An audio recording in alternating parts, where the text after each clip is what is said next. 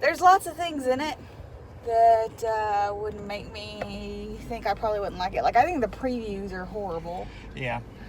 Don't you think? I thought so. But I thought it was a lot better than I expected. I thought it was pretty good. I didn't think it was really good. I thought it was really good for what it was. I mean, it's a paranormal thing. Was there jump scares? A lot of them. Were there? A ton of them. There's silly CGI. Yeah, a lot of it. Was there a pretty good story? Had good characters? Yeah. Well, it hinges pretty heavily on, was it Patrick Wilson and Vera Farmiga as the main characters? They do a really good job. And I thought they kind of carry it. That's why Patrick Wilson was panting throughout that last half of the movie, because he was mostly carrying it. No. We can start driving if you want. I don't know. Like I said, there's lots to pick out that in other movies would have made me not like it, but I just did. I liked the characters. The Conjuring series now, I'm just talking about talking about Conjuring 1, 2, and 3, not Annabelle and The Nun and all that junk. God, I can't believe those are the same kind of movies. I know. No, they have always been like, they don't do anything new, really. But what they do, they do well. Has always been kind of how I described them. Yeah. Have we seen everything that's in that movie before? Yeah. We have seen exorcisms. We've seen demonic possessions. We've seen creepy witches. We've seen all kinds of stuff like that. We've seen... I don't think we've seen it. We've seen psychics acting out as the killer. Like, we've seen people, like, getting confused and, like, thinking that, oh, okay, this is actually the bad guy. Oh, turns out it's the person I'm with.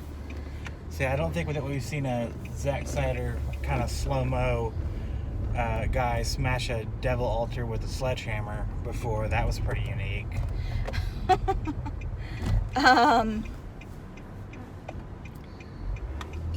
So I liked it because what's his face? The Patrick Wilson. Yeah. Ed Warren is sick.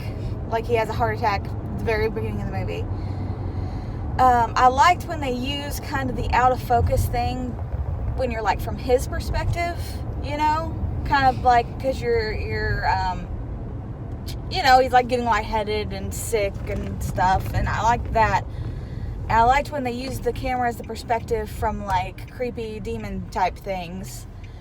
I didn't like at the end all the out of focus, how it was just constantly, things were just out of focus, just constantly. And they were doing it to be spooky.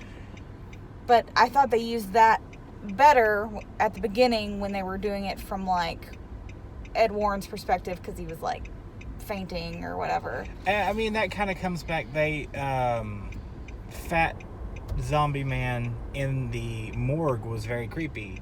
But when they then brought him back again to hang out in the Warren's house, whenever he, freaks out when they're in their house, I thought it was a little kind of like, okay, you could have come up with any other thing, but I guess you just had that suit. I think they just really liked him. I did like the shot. I thought he was intimidating. Yeah, I did like the shot where they're in the underground area, and I guess it's Lorraine is crawling backwards and she has a flashlight, so the only thing lighting the shot is the flashlight, and it's Ed kind of coming at her with the sledgehammer, because he keeps coming in and out of the darkness as he's swinging the hammer. Yeah. I thought that was really well done. They had a lot of good camera work, actually. I mean, I thought they had a lot of good camera work. Like, I'm always a sucker for, like, when the camera is the perspective of something that's, like, of the creepy, you know, of the ghost, of the demon, of the whatever. I thought that's neat. What else did I like for camera work? I don't know. What else did you like for camera work? There was actually a lot. So they did really good with shadows. Like, they made, like, and that is one thing that Conjuring, I think, has always done, is they love their big creepy farmhouses, And everything's in shadow. Like it's like the house just creates so much shadow that like it's very spooky. However, so my son's possessed. I know my son's possessed. We've been dealing with this. We got an exorcism in the morning. If he is shrieking in a dark bathroom, the first thing that I'm going to do is turn on the lights. Like, you have a possessed child in the corner of the bathroom, and there's been shrieks, and it's just like you've already bought it. You know he's possessed. I'm going to turn on the light.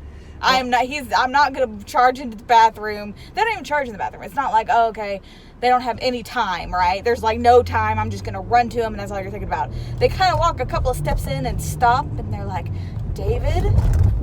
And it's like, no, you turn on those lights. Yeah. I see the light switch on the wall. Well, I mean, that they do that later on to a lesser extent whenever Arnie is mopping the floor wherever I guess in the medical ward at the prison, and they don't have the lights on. They're like, are you going to clean that? And he's like, how would I know? The lights are off. I can't see anything. Also, but like there's a dude sleeping in there, so really that whole scene is like, so you have like your prisoner who you were making be the janitor. Yeah. You have him mop the floors at night when people are sleeping. I assume that guy is sick, so he probably sleeps most of the time. That's what they're kind of insinuating. Oh, I thought it was supposed to be it wasn't night. It wasn't night because it was dark and there were windows, and then they just didn't have any lights on and had him mopping in the dark. Yeah. No, a lot of the times that's really good is how they're like things are in shadow, and it's almost just like there are so many shadows, and that's spooky. Shadows are spooky. But, yeah, sometimes it's like, yeah, any sane person gonna turn on that light. Yeah. I really liked how they went to Danvers, Massachusetts, because Danvers, I mean, it's almost like a little secret nod for people in the know, because Danvers, I believe, was part of Salem Village back in the day. So it's like they're going to Salem, and we're, lots of witch stuff going on in this movie, but they don't straight out. I can understand why they didn't just go to Salem, because then we have to address Salem, and we have to have those comments of, oh, did you know, Ed, that the Salem witch trials were back in the 1600s? Yeah. And so, 13, 14 people died. Maybe 16. I don't know. So many people died, and, and then we have to have a comment about how those were innocent people, and then we'll probably have a comment that goes, yeah, the real ones survived. They didn't have to address that it's in Salem. Not that I wouldn't have taken that and they could have gone and filmed there, but it's fine.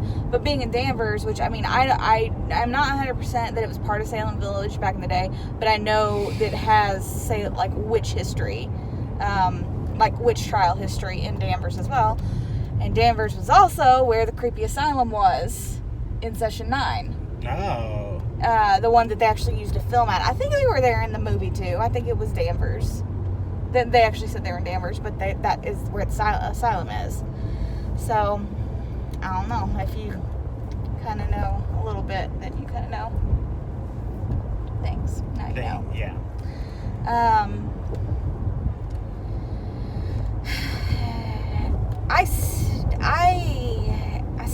I'm not sure why it was happening to that specific family. It felt like there was supposed to be a reason. It didn't feel like they were going for... They went for that. They kind of asked that and said, why these people? Why is it here? Who did this? And they never really answered why. I guess because they had just moved into that house, and they had placed a totem in that house, and whoever moves in here is the next target. Okay. But no,